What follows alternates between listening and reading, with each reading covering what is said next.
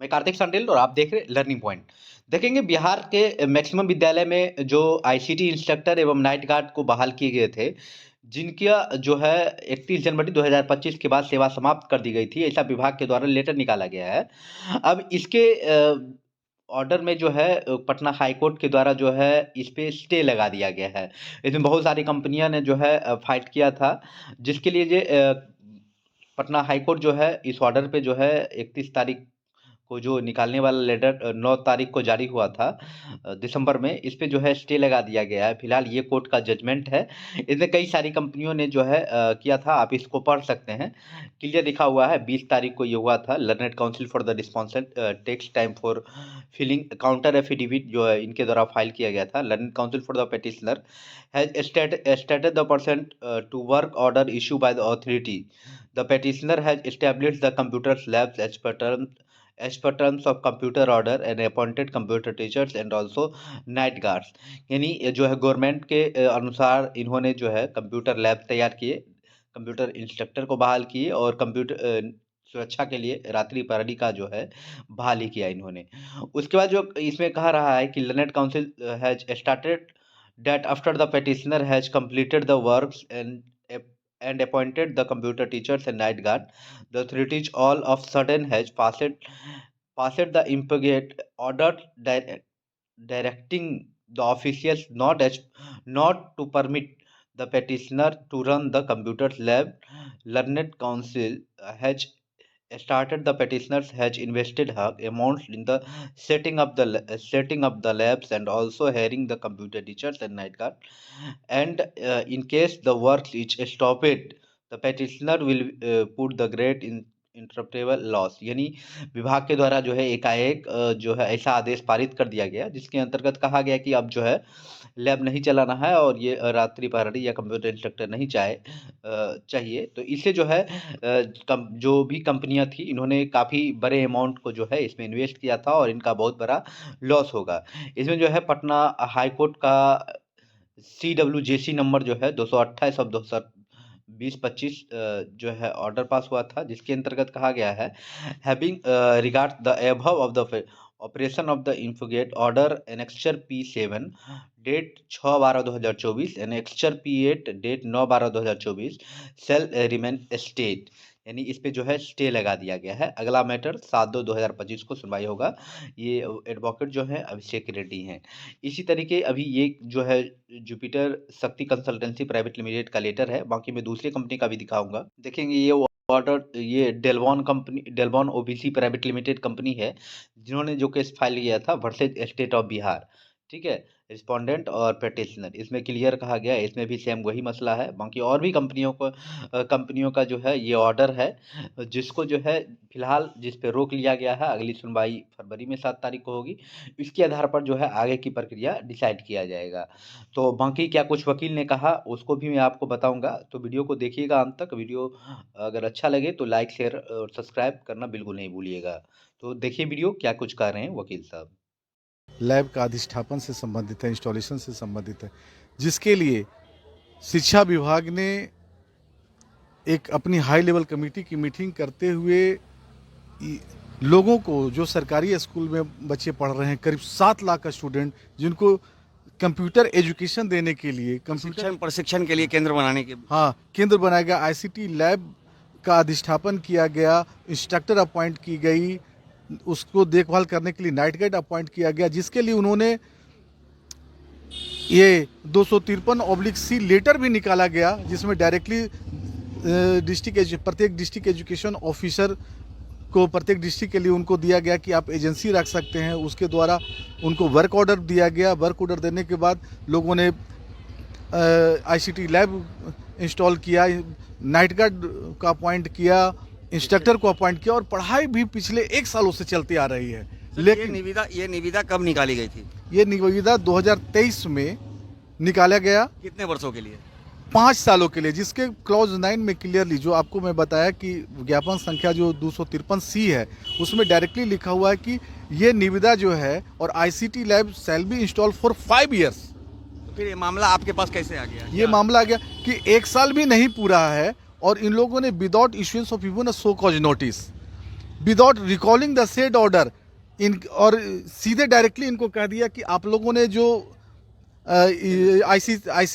ICT lab install किया गया है, नाइट गार्ड अपॉइंट किया है, इन सब को 31 जनवरी 2025 से वापस ले जाइए और 1 फरवरी 2025 से आपका निविदा स्वतः यूनिलेटरली कैंसिल समझा जाएगा, आर्बिटरली इलीगली। जबकि इस पे लॉ भी है, नेचुरल जस्टिस का कंप्लाइंस करना।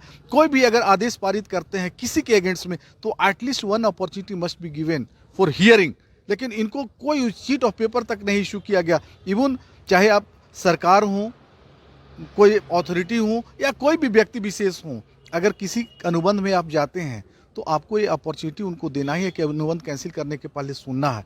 उतना ही नहीं, आपने यहाँ कोई एक पेपर तक नहीं दिया और डायरेक्टली नोटिस इशू कर दिया कि भाई आप सारे जो इंस्टॉल किए जिसमें करोड़ों करोड़ों रुपया लगाए हुए हैं, क्योंकि सब लोगों ने ये अनुमान लगाया कि 5 साल तक लगातार चलेगा, तो जो हम ह्यूज अमाउंट लगा रहे हैं 1 से 2 साल में सारे पैसे निकल जाएंगे। बाकी सबका रेंट फिक्स है कि 850 रुपया इसमें, 1300 रुपया इसमें, 13,000 रुपया इसमें। ये सारे मध्य विद्यालय, प्रत्येक मध्य विद्यालय में 10-10 कंप्यूटर दी गई है, लैब जो बनाया गया है।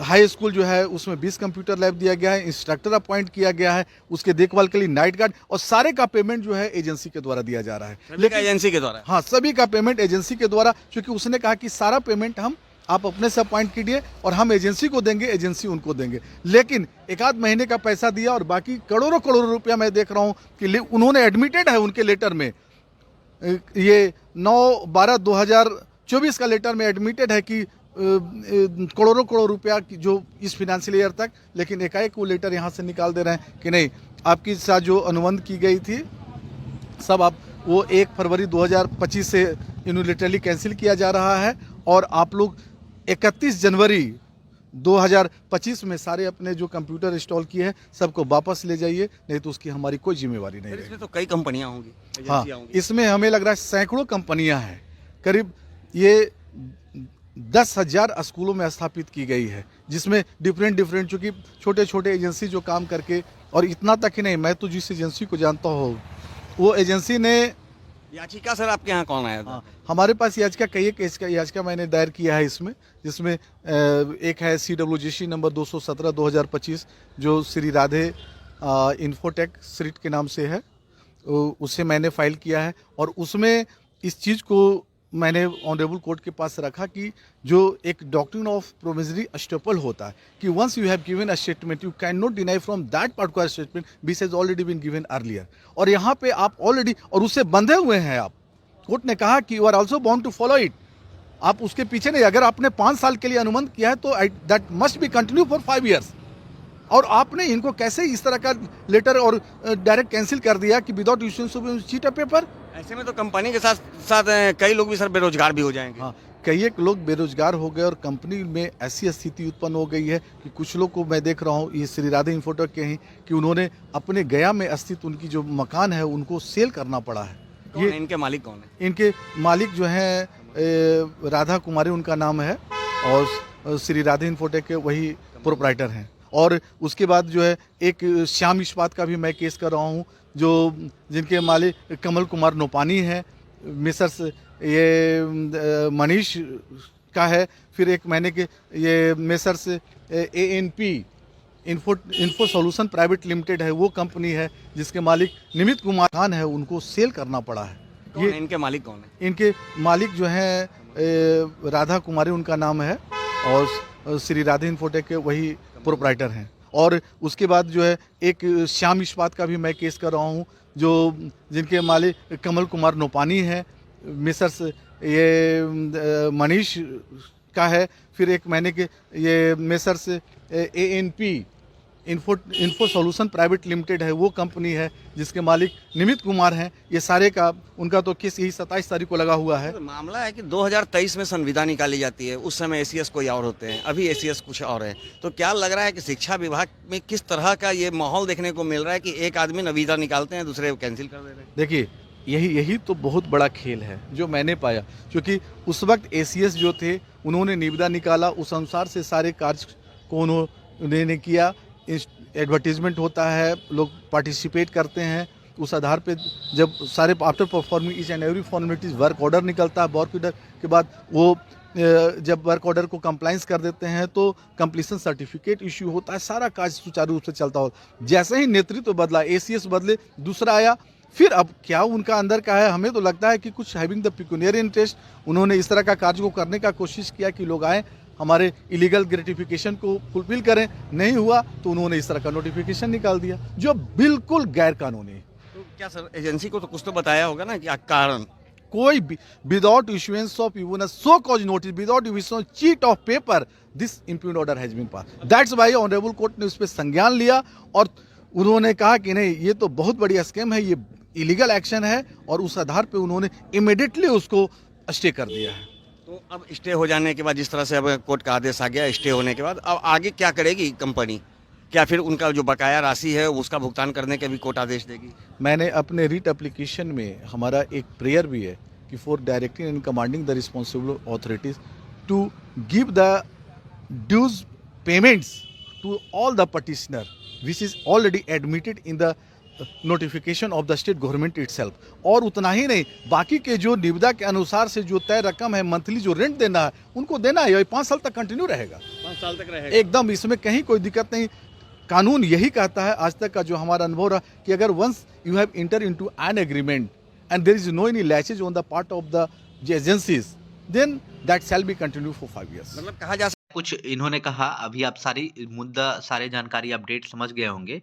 तो अभी बहुत जल्द अगले अपडेट जो आएगा उसके लिए आप जो है इस चैनल को सब्सक्राइब कर नोटिफिकेशन आइकन को ऑन कर ले।